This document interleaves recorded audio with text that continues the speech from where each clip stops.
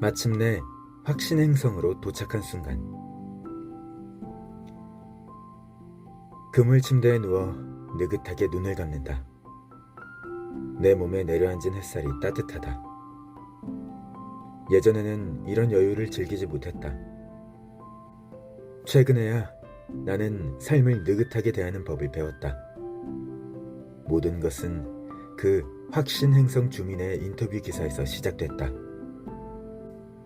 기사를 막 읽었을 때만 해도 그자가 돌았다고 여겼지만 왠지 거기서 본 말들이 뇌리를 떠나지 않았다.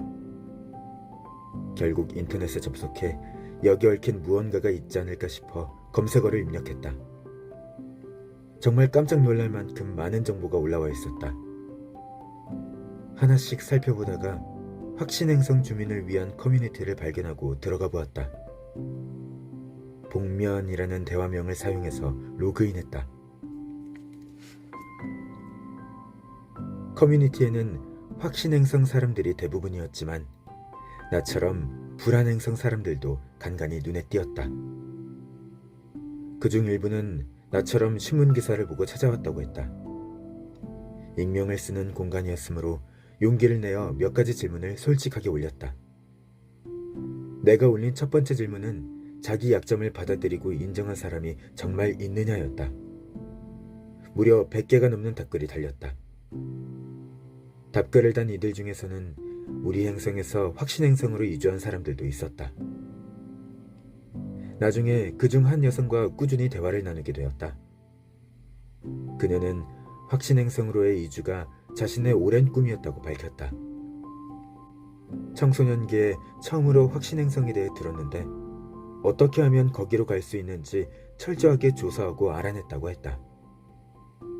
그녀도 처음엔 자신이 절대 성공하지 못할 거라고 생각했지만 어떻게든 이겨내려 싸웠고 포기하지 않았다고 했다. 뭐가 제일 어려웠냐고 묻자 복면을 벗는 일이었다고 답했다. 그 과정이 워낙 힘들어서 한 단계씩 천천히 해야 했단다. 그녀는 어떤 상황에 처할 때마다 일부러 복면을 가방에 넣어두고 꺼내지 않는 연습을 억지로 했고 처음 몇 번은 벌거벗은 기분이었다고 했다. 그러다 차츰 복면이 없어도 아무런 피해가 없다는 게 명확해졌고 점점 용기가 생겼다나? 제일 근사했던 건 복면이 없으니 훨씬 편하게 숨 쉴 수 있다는 점이었다고 그녀는 말했다. 그녀는 여전히 복면을 갖고 다니긴 하지만 이것을 쓰는 일은 거의 없다고 한다. 나는 자신의 약점이 남들에게 그대로 탄로나는데도 어떻게 견뎠냐고 물었다. 그녀는 물론 처음에는 몹시 힘들었지만 문득 정신을 차려보니 자기 말고는 그 약점을 알아보는 사람이 아무도 없었다고 말했다. 복면을 썼을 때와 다를 바가 없었다는 것이다. 그녀는 시간이 가면서 점차 여유가 생겼고 그렇다면 굳이 스트레스 받을 이유가 없지 라는 생각이 들었다고 한다. 그러고 나자 사는 게 한결 수월해졌고 그 홀가분함을 진심으로 즐기게 된 것이다. 그녀는 자기 스스로를 지지하고 옹호했다는 이야기도 들려주었다. 그녀는 자신의 의견, 바람, 불안까지도 자기 자신과 한편이라고 생각했다. 그러자 마음을 터놓고 얘기할 용기가 났고 가끔은 분위기에 역행하는 의견도 제시할 수 있었다.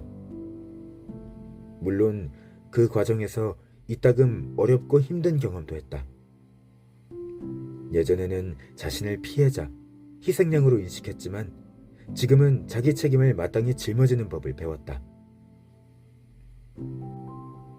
그녀가 이 과정에서 얻은 가장 중요한 수학은 자신을 인지하는 방법을 깨달은 것이다.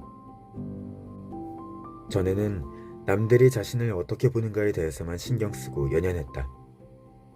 그때는 자신을 소중히 여기고 주의를 기울이면 너무 이기적인 거라고 생각했다. 지금은 전혀 관점이 달라졌다.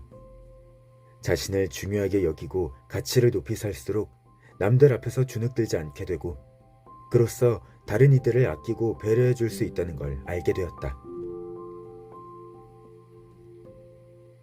이 모든 일은 나를 완전히 혼란에 빠뜨렸다. 나는 막다른 골목에 부딪힌 기분이었다. 전에는 당연하게 여겼던 것들이 의심스러워지고 낯설어 보였다. 그건 엄청난 일이었다. 문득 마음속에서 어렴풋한 예감이 떠올랐다.